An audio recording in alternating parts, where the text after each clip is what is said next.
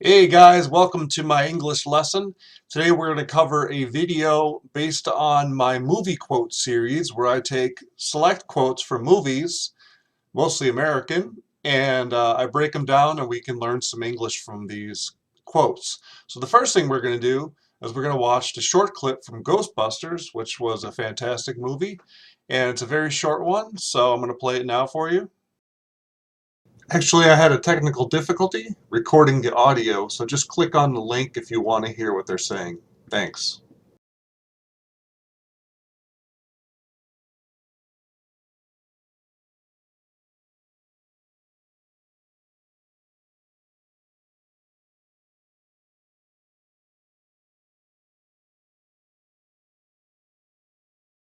So now let's get to the lesson, which you can see on your screen now, and I have the YouTube link there. And we're only going to look at this one, really this one saying, "Back off, man, I'm a scientist." Peter Venkman says that. And so what we're going to do is take this one quote and just extract from it a lot of information and a lot of hopefully helpful English for you. So what I'm going to do is read the dialogue, and you can read along with me if you'd like. So Peter Venkman says, "Are you habitually using drugs, stimulants, alcohol?" "No. No, just asking." "Are you, Alice, menstruating right now?" "What's that got to do with it?" "Back off, man, I'm a scientist." All right, so that's a classic line. So the one, as you'll see, the words in bold are actually the ones that we're going to focus on. So the first one we're going to do is let's learn some new words. And this is the little vocabulary section. I have some Korean translation. As you know, my class is mostly for Koreans learning English, but actually this could work for anybody. Sometimes I have Korean translation, sometimes I don't. So what we have is habitually, and as you can see, I always put what kind of part of speech it is. This is actually an adverb, which, as you probably know, modifies a verb or talks about how what the verb is doing, right? So you just have a verb, it's boring, so you gotta give some more information about that verb. So let me read it to you. Usually, so habitually means usually often. For example, I habitually drink coffee in the morning.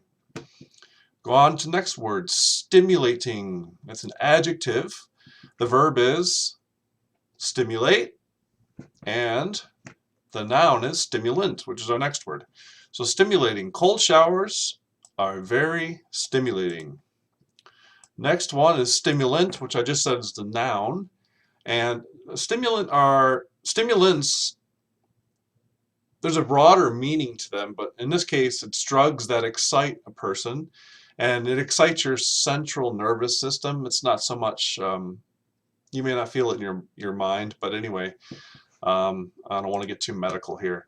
The opposite drugs are called depressants. So for example, alcohol, and I'll highlight that, alcohol is a depressant, whereas tobacco and cocaine are stimulants. Menstruating.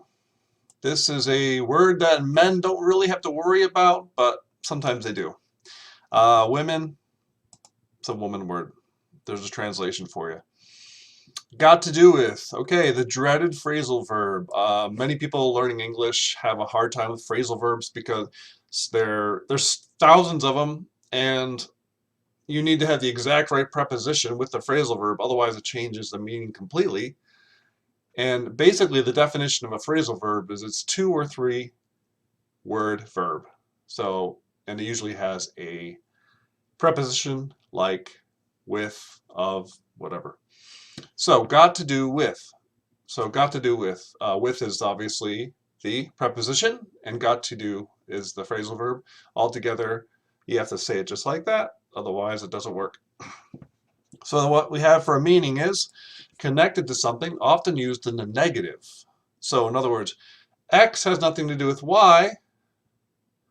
X could be something and Y could be something. It's often used to show there is no connection or relationship between two things.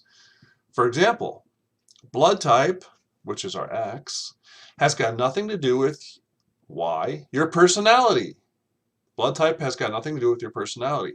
Now you could, um, you might be thinking, well, yes, it does. Of course it does. Well, here in America and the West, we generally don't believe this, but I know in Korea and in Japan, it's a very common belief. So blood type could be, so in this case, it's a noun. And so we got a noun, has nothing to do with a noun. Blood type's nothing to do with your personality. We'll look at more at that later. Let's keep going with the vocabulary. We have one more word, and that's back off. Again, it's a phrasal verb. You have two words together, back and then off. Basically means leave me alone, mind your own business, just get out of here, just stay away.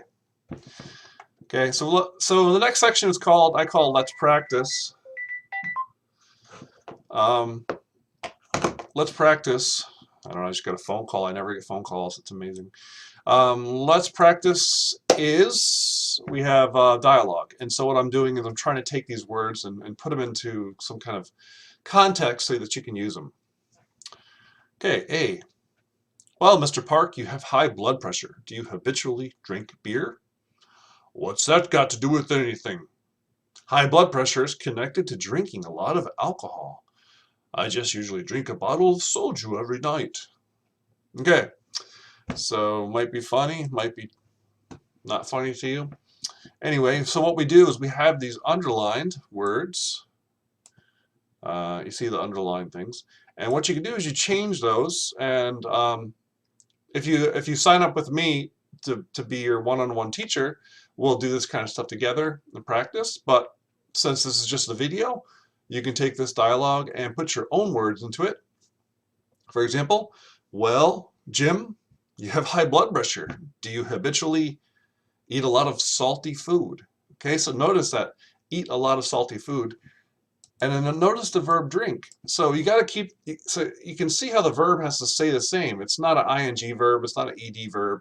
It's just the plain verb of it. Okay, so drink beer, eat salty food. All right, so try to be mindful of that. Try to remember that as you're going through these things. What's that got to do with anything? Jim says. High blood pressure. I didn't change it, but high blood pressure is connected to eating a lot of salty food. Again, notice I said eating, not eat. It's connected to eating a lot of salty food. So, and then I just usually drink a bottle. I'm going to change drink to eat.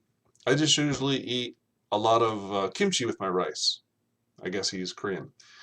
So let's go on to the next one.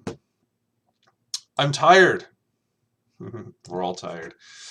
Stop playing so much golf. I don't play golf, by the way. What's that got to do with it? Well, if you play too much golf, it makes you tired. Kind of simple, right? But I don't think you get tired from golf, do you? Maybe just broke. Anyway, I'm tired. Let's change it. Stop lifting so many weights. Stop lifting weights so much, we'd say. Lifting weights so much. What's that got to do with it? Well, if you lift weights too much, it makes you tired, right? So, pretty simple. So, my idea is that you guys try to, work with this, try to change it. Pay attention to the verb form and just try to find a verb form that matches it, and you should be good to go. Let's talk about it. This is the part of the lesson, and it's the last part, so we're not pretty close to being done. Let's talk about it. So basically, I like to have like a free conversation using the language that we learned and applying it to your life, right? So if it doesn't fit with your life, then it's useless, right? Number one, name 3 situations where you can tell somebody to back off. Have you ever told somebody to mind their own business or back off? Now, you might have to dig into your memory and try to think of 3 times where you might have told somebody to, mind your own business, leave me alone. So that's something you can do. And then we're going to go on to the next one. So if we're having a class, we'll be talking about these together. It's a lot more fun than doing it alone. Tell me some of your daily or weekly habits. So you give me your answer, And then I tell you my habits. So my daily habit is I wake up, and this is true. I drink a cup of coffee. I get my kids ready for school. And then I usually drink 2 or 3 cups of pu'er tea and boi cha in Korean. And yeah, I go about my day.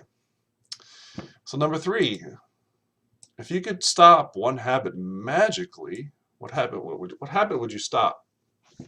So you can just stop one habit, like you don't even have to try, it just goes away. So which habit would you pick? I would probably pick this one, vaping. I started vaping like a few years ago. I'm kind of old for this, but well,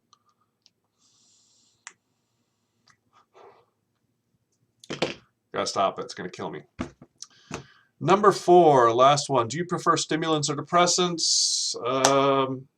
For me, stimulant in the morning, coffee. Glass of wine in the evening, depressant. Works perfect, right?